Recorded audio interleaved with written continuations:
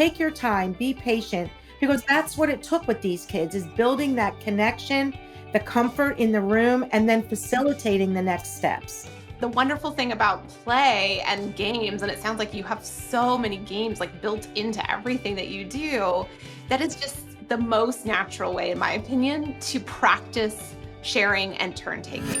Welcome back to another episode of the Unspoken Words podcast, a Selective Mutism podcast by the Smart Center, produced and published by New Edition Productions.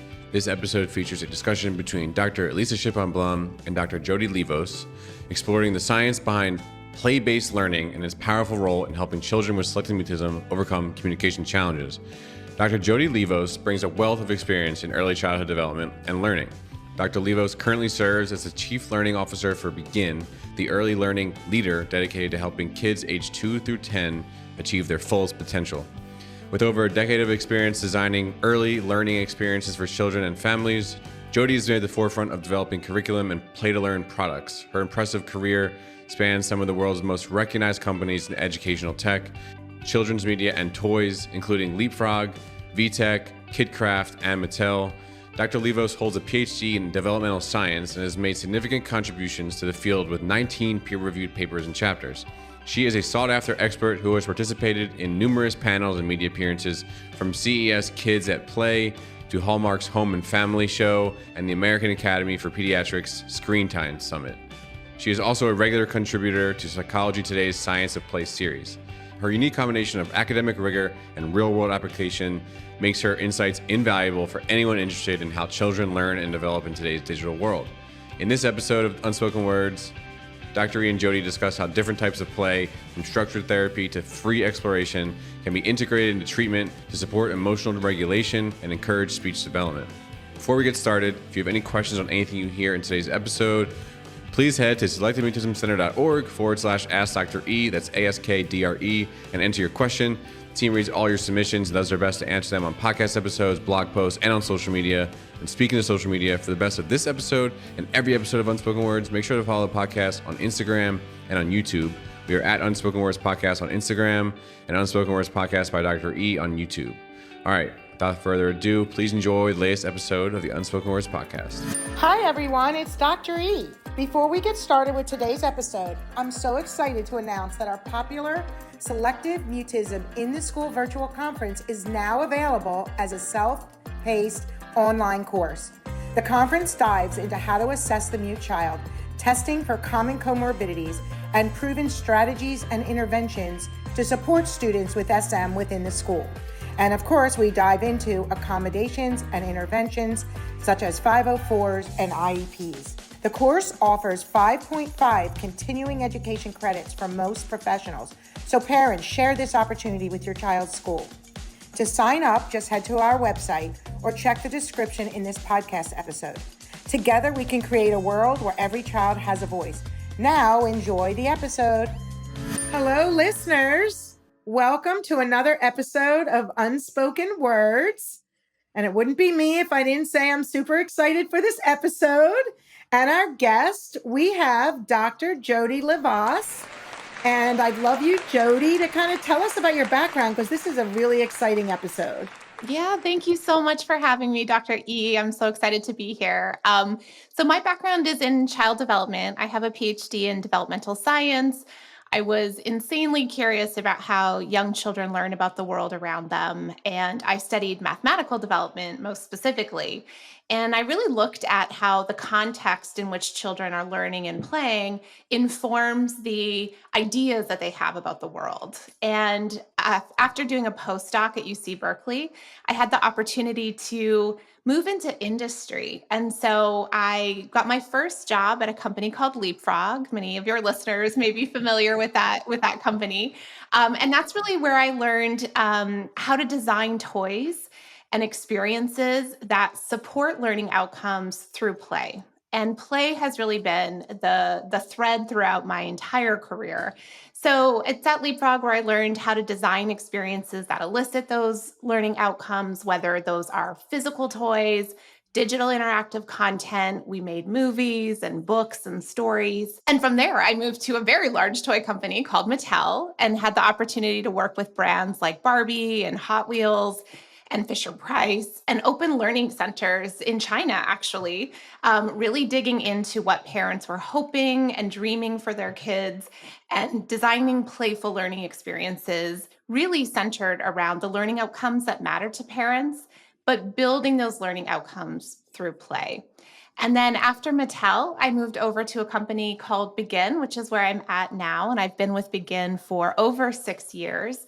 Begin's mission is really to help every young child thrive, whether that's in school and in life. And it's about building the key competencies that matter the most. And so that includes things like communication, creativity, collaboration, critical thinking, and those core content skills as well.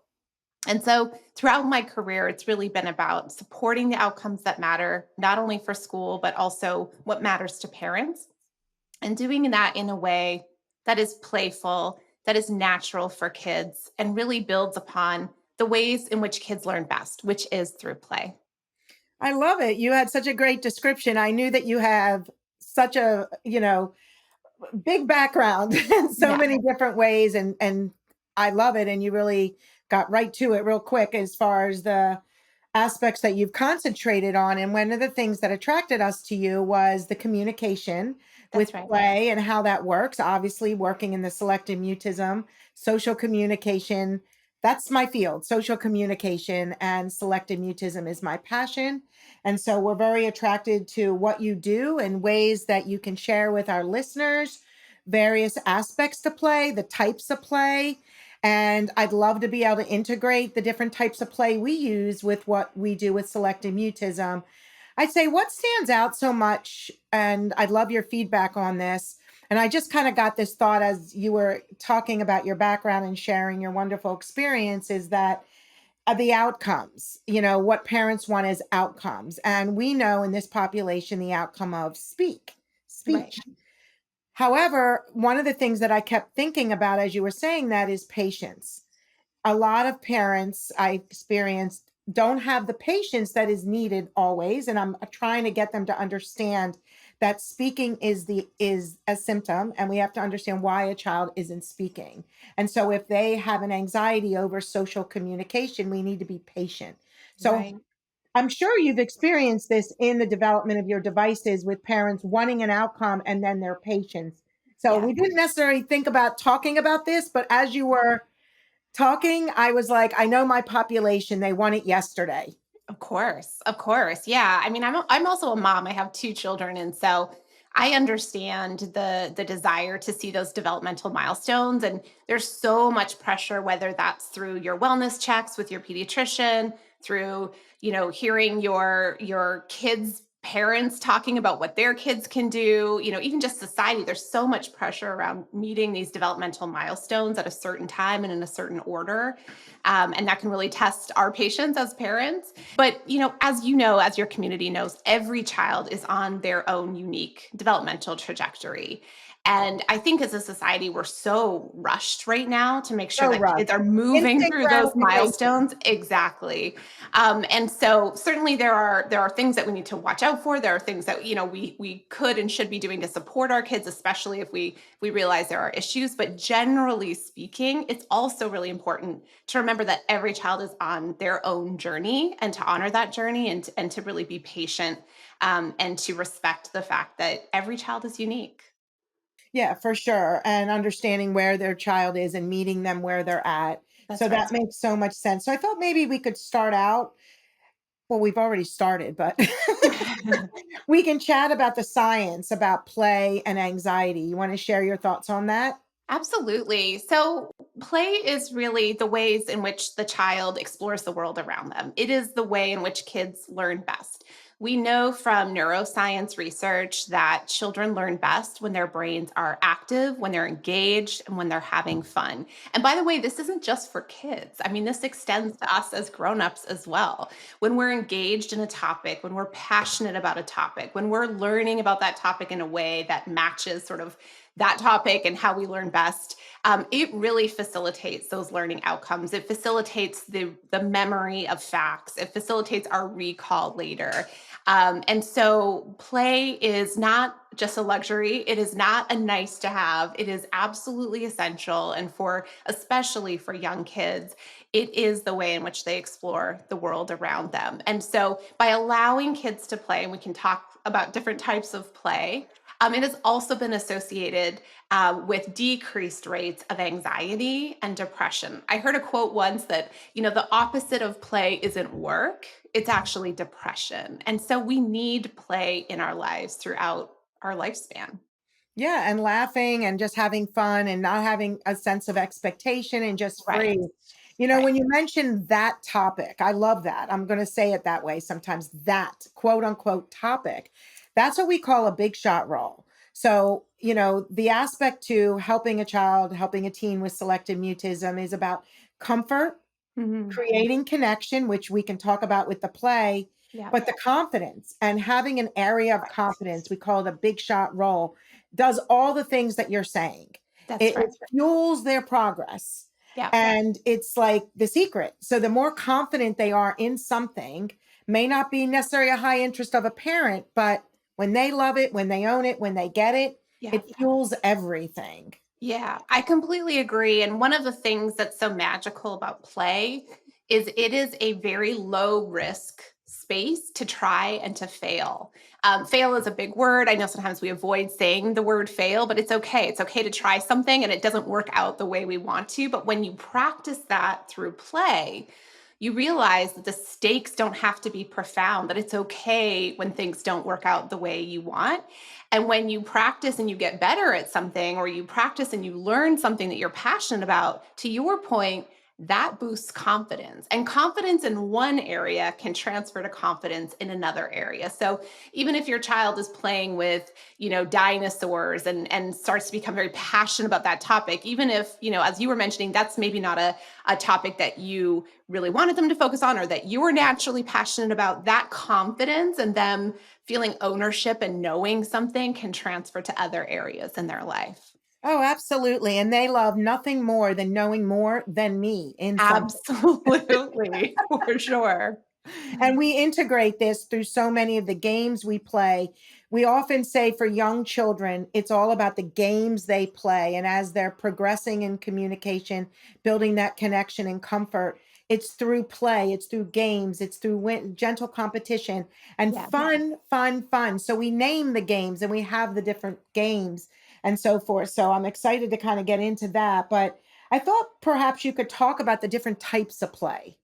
For sure. So, what's really interesting about play is there's actually not one singular definition of the word play. There's features that are present when somebody is playing. So, for instance, play is usually done for its own sake. Play is something that you often, when you're engaged in play, you sort of lose track of time. In psychology, we call that flow. You're super invested in that experience.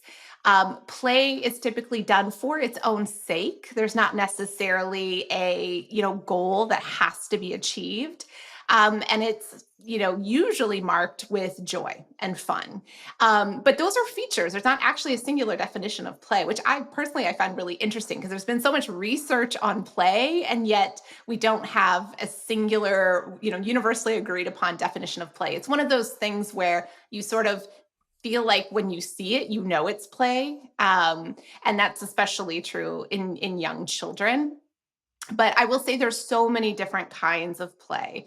So we talk about, especially with younger children, we talk about rough and tumble play. We talk about constructive play where they're building something, explorative play where they're literally exploring materials with their hands and the world around them. We sometimes talk about, unstructured or free play. And we talk about guided play. Dr. Kathy Hirsch-Pasek is a huge researcher in this area of guided play. And so there's many, many different types of play. They're all important and they all lend themselves to different kinds of development and learning outcomes. Yeah, no, that's so helpful. And I'm thinking about all the different types of kids we work with. We have sensory kids.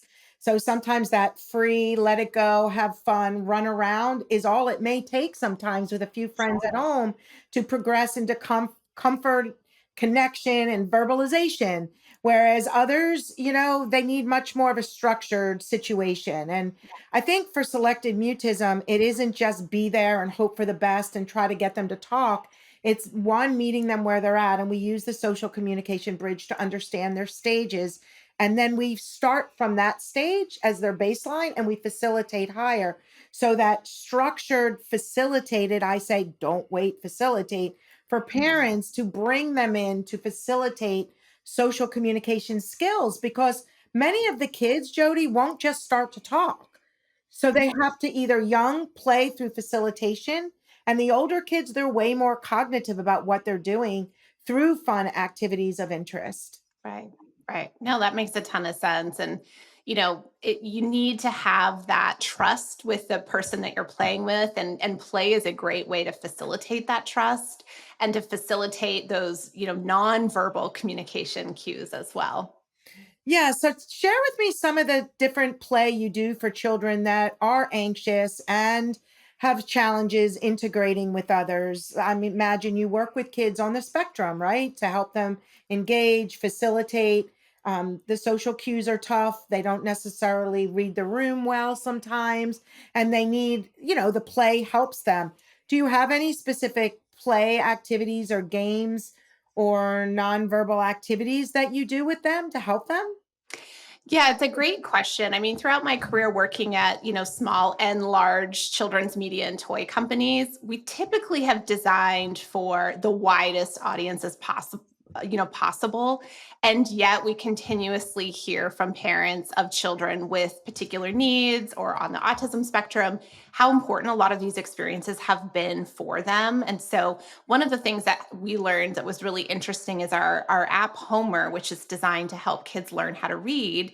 When we did a qualitative study where we provided Homer to many, many families and then interviewed the parents after to really understand what kind of learning outcomes they were observing in their kids, and what we had done is really give them access to the app, and then encourage them to have their kids play with the experiences in the app. But we weren't prescriptive about what they did or how long they spent in the app. But what was really interesting is we heard a lot of parents say that the app actually encouraged their children to feel more confident speaking or to say words that they'd never heard before. And I think that's because the experiences, as we mentioned, are so playful. They're low risk. There's not a lot of, wrong answer sound effects that might feel intimidating. It's more about scaffolding the experience and letting kids feel safe to try to say new words or to say words for the first time.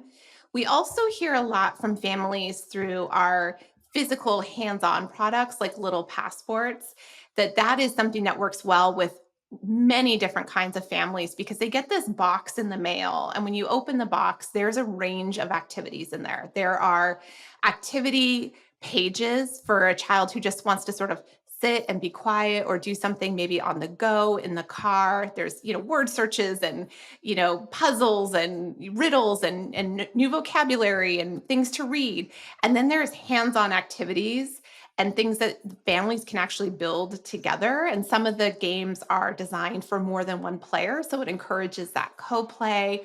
So there's a whole range of ways to play with the products that Begin offers, and other toys that I've designed over the years in my career. And it's really about helping families find what works for them and for their child, because every family, every child is unique. Yeah, no, for sure. And it's how you could take a toy, like you said, and change it up and kind of use it for a particular population based on their needs. It's interesting. We had Communicamp last week, and that's our intensive group treatment for children with selective mutism. And one of the clinicians reached out and was saying, I was amazed how quickly these kids made progress, because we do a lot of play, but we do facilitated play. And so one of the activities that we did was through sounds to words, because Mhm. they don't just talk, especially if they feel that expectation. So something as simple as a feather, the power of the feather, we were joking about it we were just joking about it as we were talking, and it was amazing, just holding a feather and blowing a sound, something fun and general Mhm. competition, and how far they could blow something across the table, lends itself to letters and sounds and putting them Yeah. together to make words. And that, and all of a sudden they're blowing feathers and they're making sounds and they're cat and dog, and then all of a sudden dog and cat, just through play.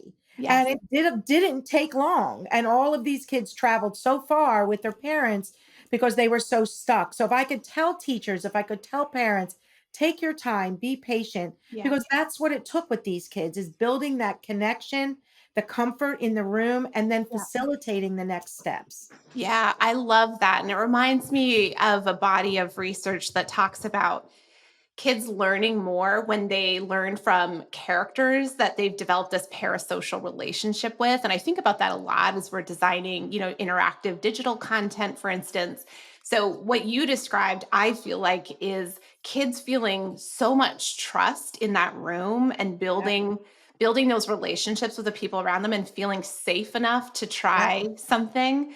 And we can mimic that to some extent through digital apps as well, especially when you incorporate characters that kids feel like they have that relationship and that trust with. And by really carefully scaffolding the curriculum, I mean, just even the way you described, like blowing on a feather and then starting to turn that into a sound of a letter and then more letters and then putting those sounds together to build a word. Like that's what we're actually designing in our digital interactive content as well. And so that's something that can sort of extend those in-person playful experiences. It's a way for kids to maybe practice something that they've learned or played with a trusted adult in another safe, place to practice those skills. It's interesting that you said trusted adult. I think that for the population that we're talking about, these children, the hallmark, the baseline, like literally, they have to feel safe. Yeah. They have to feel a connection and that it's okay. Right. And when they're not rushed and they don't feel that sense of expectation that you need to talk, you got to talk, when are you going to talk? If you Yes. talk, it just amazingly opens the doors. So these Yeah. parents are often so surprised how much progress these kids make.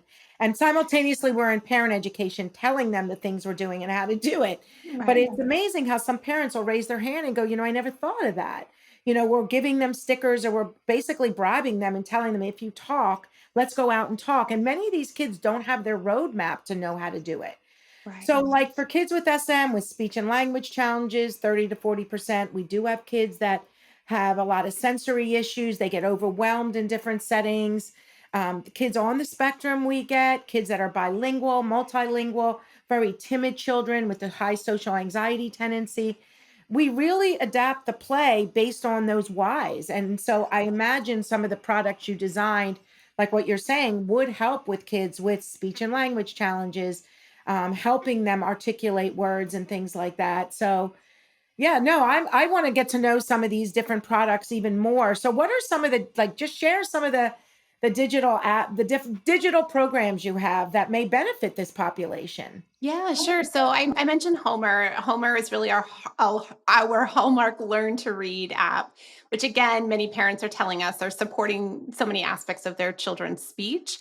One of the things that's great about Homer is that it works in sort of two different ways. One is when the parent downloads the app, they input some information about what their kids can do today. Can they recognize uppercase letters? Can they recognize letter sounds? Things like that.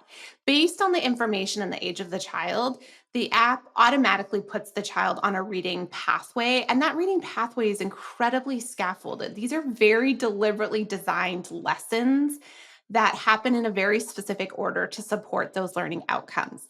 But there's another way that kids can play, and that is through exploring all of the other learning games in a way that feels right to them. It gives them choice. They're very empowered to play their favorite game over and over again if they want to, because we know again that trust and the confidence are so important to supporting learning outcomes. So Homer works in both of those ways that I think might be interesting to some of your listeners. Another one of our digital products is Learn with Sesame Street. It was created in partnership with Sesame Street, which was a fabulous relationship. And as you might imagine, it's really designed around social emotional learning. And so if you want an app that takes those trusted characters, again, that parents can trust and kids, recognize. They love Elmo.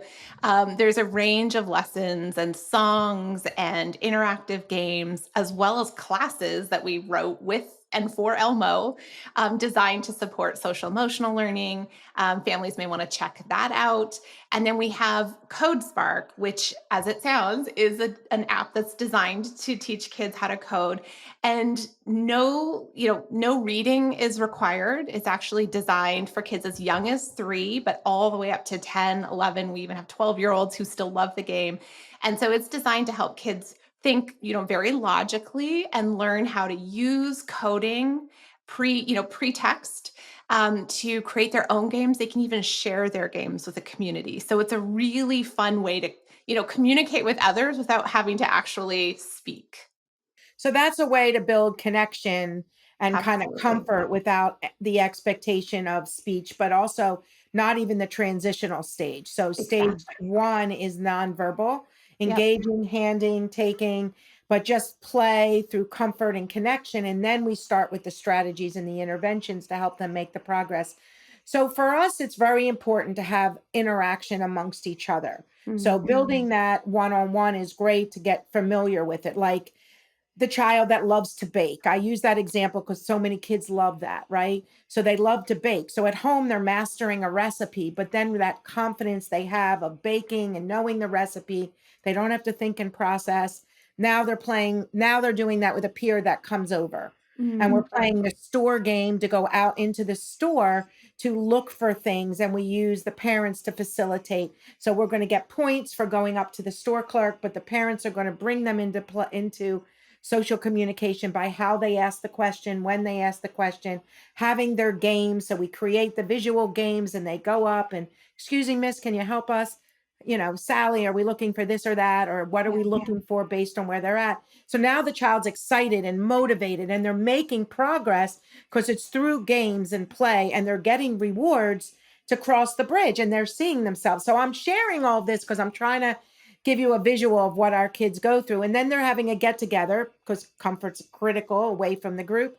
Now they're doing the recipe, but because they know that recipe, they're more likely to engage and progress into speech because they're confident in it. Right, right. No, that Did makes that, so much sense. yeah, did that, I was trying to think, did that like tip you off to something else to like talk about as far as like specific games that you know of or activities, because the game playing is so important. Everything that we do is about games. Mr. and Mrs. Handover, the waving game, the different types of waving to engage, social Yeah. engagement, the big 5 game, hi, bye, yes, no, and thanks, the give my order game, the store game, the sandwich questions, and creating these fun sandwich questions with the greetings on the top and the greetings on the bottom, and who's going to be there, what can they ask, and what's your answer. And it's amazing how when it's through play and they're getting ready for it, you're Yep. taking out the mystery. You're not on shock. You're not in shock when someone asks a question because you're ready for it. I spy the That's common right. question and you're checking it off. So I don't have a lot of the digital apps. I have it very concrete written games and we design them. Yeah, no, I mean, I think that's absolutely critical. And so much of what you talked about is how, myself as a learning designer thinks about designing these experiences. You make them playful because that takes the risk out of it. It allows kids to feel comfort that they can try something and it may or may not work out, but they can experiment because all kids are little scientists. Like, Yep. that's how we can think about kids. They are little scientists. They are exploring the world around them, and games and play make that exploration feel less risky.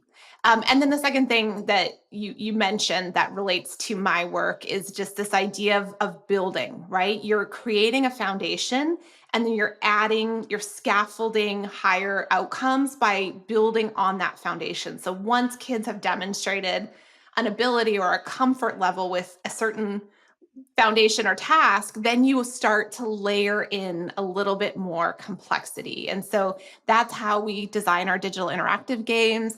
That's how we design our, physical little passports kits. It's really this idea of through play, helping kids feel the confidence, the trial and error, and then building upon those experiences. No, that sounds wonderful. There's so many games that I'd love to create for this population. I could go on and Yeah, on. absolutely. Maybe that's our part two as we talk about what we co-create for this population. Hey listeners, we'll get back to the episode in a second. I want to tell you about Communicamp, our popular 3+ day intensive group treatment and all-day parent education and support program designed to help parents, children, and teens overcome selective mutism, social anxiety, and extreme shyness. Over 3+ action-packed days, your child or teen will engage in immersive activities guided by expert clinicians that build confidence and communication skills in a supportive, fun, and collaborative environment. Spaces are limited and spots book up fast. To learn more, please find Communicamp in this episode's description or head to communicamp.org and complete our interest form, and our team will be in touch. Let's help your child or teen find their voice at Communicamp. Let's get back to the episode. Unbelievable. Everyone has said that to me about, I'm not that technical person. I'm the brainstormer, the creator of the social communication anxiety treatment for this population, which is so play-based when they're young, exposure behaviors, but as they get older, it's so CBT based. Right. And it's so aware, but it's still fun. And we still do it as something of interest for them. The predictable structure. Tell me how that plays into play, having predictable structure for kids, especially with anxiety. Yeah, it's so critical. I mean, you talked a little bit about the importance of kids feeling safe.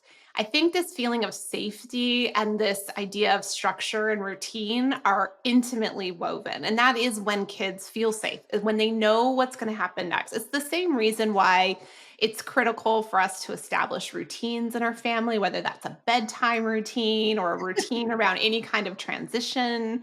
It's the same reason why kids often ask for the same book to be read Yeah. over and over and over, or watch the same episode or the same cartoon, 1,000 times. It's because so much of a child's life, when you think about it, they have no control over. They're You told said when to the get in the word, car. Jody. You They're said it. I'm sitting here biting at the bit yeah, going, control, control. It's all about transferring control to these that's right. children. That's right. Structure, consistency, routine, and predictability. It's Yeah. so critical. Yeah. So that's why we call it a whole person approach. We're not even talking about talking, but these kids Yeah. need that to fuel confident social communication.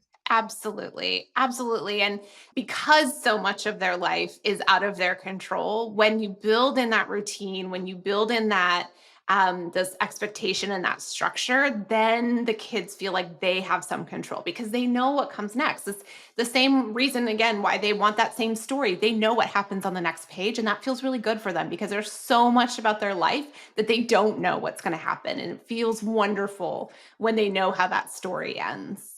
And any adult, like you said, you can relate so much of this to any age, but as an adult, if you're an adult that has anxiety, struggles with anxiety, the more control you have and feel, the better you are. And when everything's in a disarray and you don't know what went and where and everything makes you more anxious, less in control. So Yes. our children need the same, and they have very little control. They're told where to go, when to go, how to go. And without knowledge and readiness, it causes more fear and anxiety. So why not give them that structure, consistency, routine, and predictability? So one of the things that we do a lot of is creating that in their home environments. So of the different, apps, toys, different modalities that you've created or are familiar with, do you have anything specific for that? Like helping kids know their schedule and creating it from a digital perspective? Anything special you can think of? Well, we have in our Learn with Sesame app, we have some content that's specifically about getting ready for bed, and we have content that's specifically about trying new foods. And so we definitely have dabbled into the area of routines. We also have some parenting classes and resources that are associated and are built around this Learn with Sesame product, and it's available on our website. So we have some resources for families that are really all about routines and safety and structure. And as we mentioned in the digital app like Homer, or even Code Spark, when kids have the chance to choose what they want to play, that gives them that sense of control as well.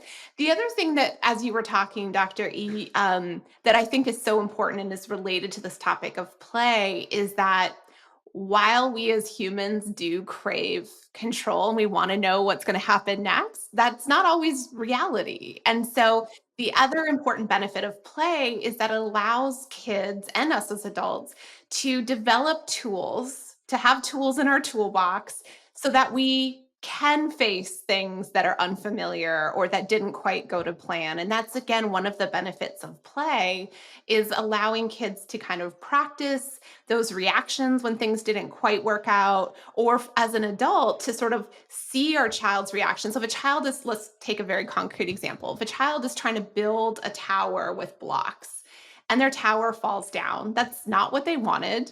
That is, not an experience that maybe they were expecting, and they might have a certain reaction. And as a grown-up, that gives us a window and an opportunity to scaffold and to show them how they might react in that situation. Give them tools in their toolbox for reacting when things are a little bit unpredictable. No, I love that. And I think that's great. And we talk about that. Like we will have them journal. So when they're trying to predict something like common questions, and just to give you an idea why we do things like that, the common questions that people can ask in various settings is because we're trying to give them a one up.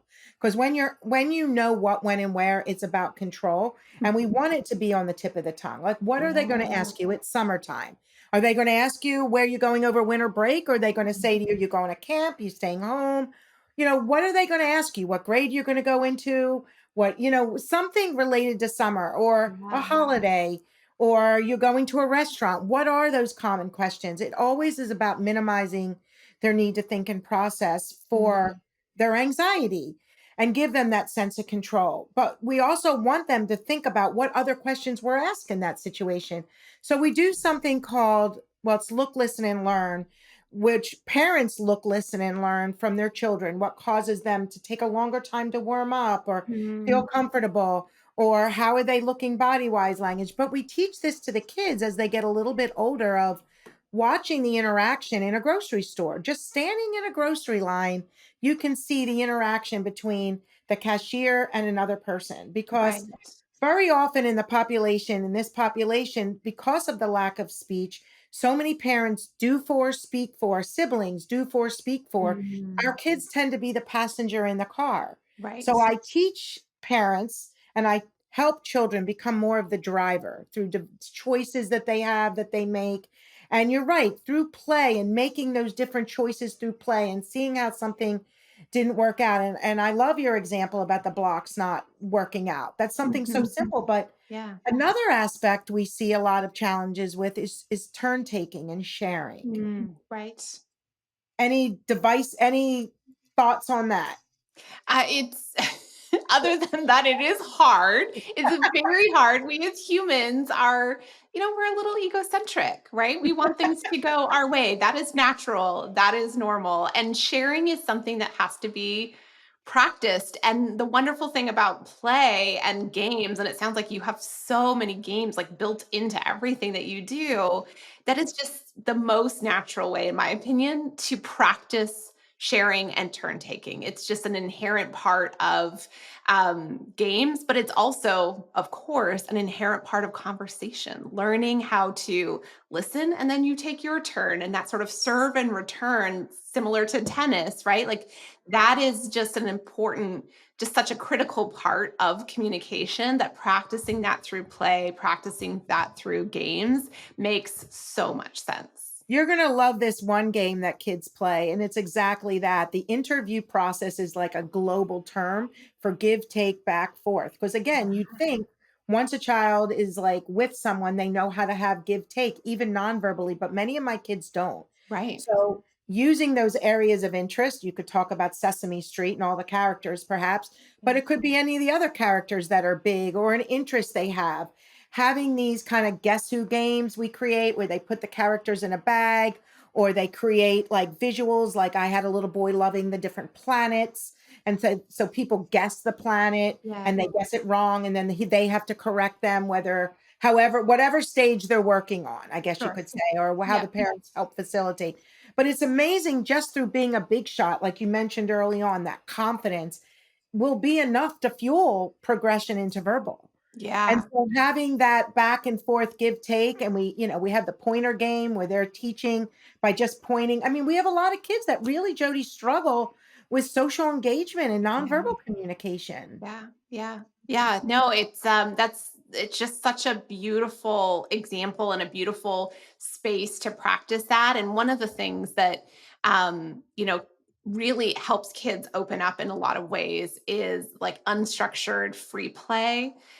Because that's really all about storytelling and building out a narrative, even if it's not out loud, even if it's entirely in a child's head, but giving kids an opportunity to be bored which sounds crazy, but there by some estimates, kids have about 11 hours a week less of free play and unstructured play now than they did a couple decades ago.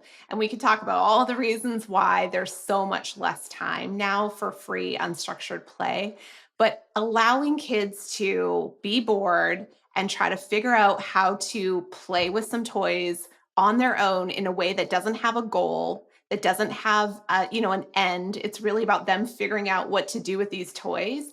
That often facilitates this storytelling and this narrative building in young kids, which can have spillover positive effects in terms of communication. So when you're playing some of these games, when these children are playing games, what does the research show about, I understand free play, the old fashioned throwing a ball across, things like that to each other and running and having hide and seek. Now we're using more these digital toys. We're using Yeah. these apps. And what is the research showing with some of the different toys, and how does it work with the development of that, with how the brain works and how it might Yeah. be, like, what's your thought on that? Because I'm sure you think about that and that's a big topic sometimes. Yeah, it really is. And now AI is in the world and that's changing Yeah. everything and research can't keep up, but at its most simplistic form, if I think about play in terms of unstructured free play versus guided play, those two very large buckets, we'll start with guided play. So, guided play is really when a child is driving a situation, but that situation has been very intentionally designed or is an intentionally sort of guided by an adult. And you can actually think about a lot of educational toys and digital interactive content that's designed for learning outcomes as guided play because the kid wants to play. The child is very engaged and having fun, and maybe it's with their favorite characters. But the actual play has been designed by adults to facilitate a learning outcome, whether that is to recognize the shapes of letters or to start to match letter sounds to letter shapes or to count objects or whatever those learning outcomes are. Those experiences, while playful, have been guided by an adult. And so I sort of think about a lot of products that are on the market today that are educational as really supporting a guided play. And there's a lot of research that talks about the importance of guided play. I think it's a bit of a stretch to think about all educational products as supporting guided play, and there's a lot of nuance there, and not all of them are great, believe me. But I sort of think about that in that sort of big bucket. And then let's talk about unstructured and free play. So, this kind of play, again, this is where the child is initiating the experience and directing the experience. The adult has very little to do in this situation. This is where the child is looking at those blocks that have been laying on the floor for a week and walks over to them and decides to start playing. That is free play. And maybe they are thinking in their minds about this village that they want to design or the roads that they want to build with the blocks for their cars, or maybe they want to build the tallest tower they can possibly build. They are entirely creating that experience. And so that's unstructured free play. And the research shows that that kind of play is incredibly important for self-expression, for problem solving, and for storytelling and narrative. So both kinds of play are very important and they support different kinds of learning outcomes. Yeah, no, I love how you describe all of this. I think about the guided as facilitation, where the Yeah. parents facilitate, the teachers facilitate, Yep. the therapist facilitates, and we teach the parents how to facilitate the social communication, Right. how to question, when to question, how to bring them into these encounters. Because by nature, because we do have such a high percentage of socially anxious individuals, that act of social engagement is stressful. And Sure. so we have to teach parents, how do you help a child Yeah. become more socially engaged and connected if their innateness is to not. Right. And so, especially after COVID, and it's been much rougher, we see so many more kids struggling with social communication. Kids with adults has been rough Yeah. because for so long, a couple years in a young child's life is like a decade for us. Absolutely. It's most of their life, right? And Yeah. then yeah, and parents will Mhm. say, "Well, how come my child, like, she still doesn't talk to adults? She's still," Yeah. because for 2 years of their life, don't go near them, don't go near, wear a Yeah. mask. So Yeah. reading facial, I mean, this is a whole nother podcast, Yeah. but we see the ramifications and how younger children in the language formative years really struggled to not have those social models, and we're very isolated and don't get Yeah. near the person and wear a mask. And then the middle schoolers really struggled too. We all Absolutely. struggled. Everyone struggled, Yeah. and it's just beginning to come out, all those struggles. Yeah. So it is, pretty pretty amazing how COVID affected everybody. Yeah, and we'll be learning about it for a long time to come, and my children were a little bit older. I had a middle schooler and a elementary school child during the height of COVID. And yeah, so I'm sort of seeing things in terms of like, when are they developing like romantic relationships, and how are they communicating with their friends, and how does technology play a role in how kids are communicating today, which is so different than, a generation ago. So we're all learning and doing the best we can as we go. Yeah, no, this has been just great. And I think, the word play, like you said in the beginning, just is like, well, what do you mean by play? So Yeah. purposeful play in a lot of ways and free play. I love purposeful, though. And you mentioned about guided, like I call it silent goals when parents set the world up. They Yes. arrange the get together, they go to a store during off hours, avoiding loud, large, lots of people Sure. environments. Like we set the world up. We Yeah. pick certain buddies, we pair and group them in class a certain way, we question a certain way. How do we set the world up to facilitate, play? How do we to facilitate comfort, connection, and progress? And so this all comes into play. Yeah. No pun intended. No pun intended. No pun intended. I think this has been great, and I think this gives our listeners just so much to think about. And I'm excited because, like, I'm going to look more into a lot of the things. I had read a lot about your work, and my child, who is, my oldest child, used Leapfrog when he was a young boy. Oh, All my kids. I mean, so that's many, many years old yeah. because my son is 33. Yeah. Yeah. Yeah. Leapfrog's been around for quite a while. I still have friends who work there. They're still making amazing things. So, Yeah, though I um, remember early on with all four of my kids, like yeah. using the Leapfrog, early learning, Yeah. and it was amazing. Yeah. So it supplemented a lot with the school. Yeah, I So think that's a great word, supplement. I mean, that's how I think about a lot of the playful experiences that I've been designing in my career. They're not intended to replace what's happening in the classroom, and they're certainly not intended to replace the critical play and learning that happens with humans in a social setting. But they can certainly supplement, augment, extend, and really help to reinforce or allow kids to practice things in a way that feels both fun and also safe. And I remember when my kids were doing this. I mentioned my son because he seemed to use it a little bit more than my other three. Maybe because when I had more kids born, they was four within 3.5 years, and they were each other's play, whereas Sure. he needed a little bit more. But playing, having a device to kind of play over is a great way to divert direct eye contact for kids that are a little more anxious. Yes. So Yeah. working on something jointly where your eye contact is on the task, Yes. focusing on the task is very helpful for a lot of my clients and patients. Yeah, that reminds me of like success I've sort of experienced too, in which some of my best conversations with my kids have happened while walking, because Yeah, you're facing yeah, forward, you're not yeah, sitting across, and it really lowers some of that pressure. if you will. And so even just shifting our gaze, shifting what we're looking on, diverting that attention, as you mentioned, can be incredibly helpful. I have this visual that I show a lot at during my treatment and also at camp to the families. Is why I have two pictures, and both families say, "Yeah, my child has small groups in class. Great, check it off. You have small groups. They have buddies. Great, check it off. You have it.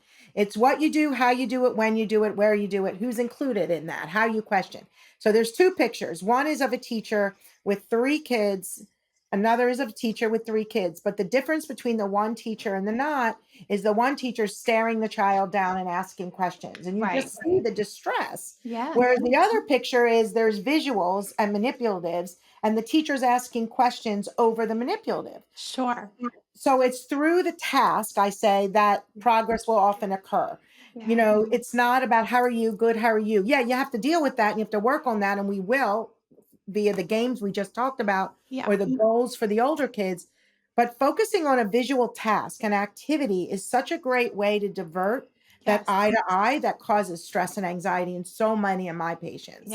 Yeah, absolutely. And I also think just putting your focus on a joint task and feeling like you're working on something with somebody is also just a critical element of that. Yeah, through play, through doing a project, working together and stimulating engagement through hand and take and asking questions to bring them in. These are the things we teach the adults through the activities these kids do. So this has been great. Amazing. I've really enjoyed our conversation so much. Yeah, me too. Me too. We'll have to develop some apps and games for children with selective mutism. I think that's definitely the next step. Okay. Thank you, Jody, so much. Thank you for having me. Of course. Thank you for listening to Unspoken Words, a Selective Mutism podcast hosted by me, Dr. E, and the Smart Center. This episode and all episodes of Unspoken Words is produced by New Edition Productions. Don't forget to submit any questions you have from today's episode using our Ask Dr. E form on our website. Just head to selectivemutismcenter.org/ask-DRE.